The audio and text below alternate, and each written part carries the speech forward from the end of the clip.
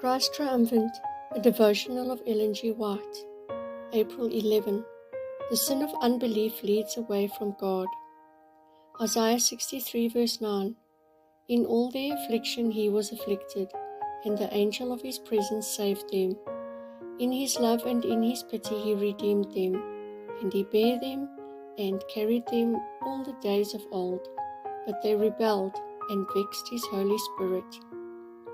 From the beginning of sin, Christ was with his people to dispute the authority of Satan, for he saw that the conflict must be carried on here in the earth. Satan withstood the Son of God in every effort to redeem his people. Enshrouded in the pillar of the cloud by day and in the pillar of fire by night, Christ directed, guided, counseled the children of Israel in their journeyings from Egypt to Canaan. But how unwilling were the children of Israel to be led!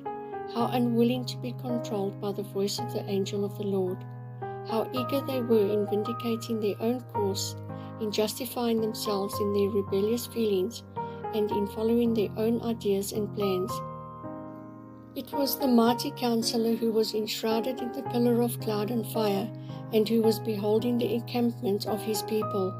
It was he who corrected them in their evil ways, and encouraged them to trust in the living God to lead them safely to the land of promise. They were continually under the eye that never slumbers or sleeps, and yet they murmured against Moses, the man whom God had appointed as their visible leader, and to whom Jesus Christ talked face to face as a man talketh with his friend. Notwithstanding the fact that the Lord wrought through his servant Moses, yet when the enemy tempted them to evil surmising, jealousy, and fault-finding, they did not resist his temptations and stand firmly for principle.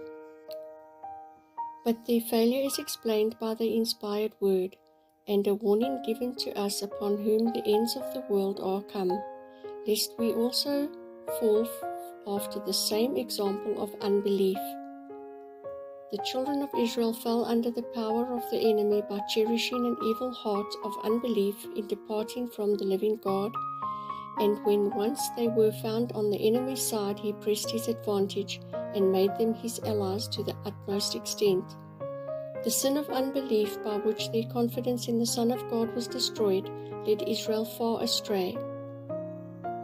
At the very time when they should have been praising God and magnifying the name of the Lord, talking of his goodness, telling of his power, they were found in unbelief and full of murmuring and complaint.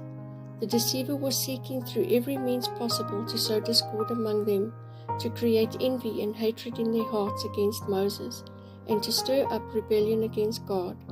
By listening to the voice of the great deceiver, they were led into affliction, trial, and destruction.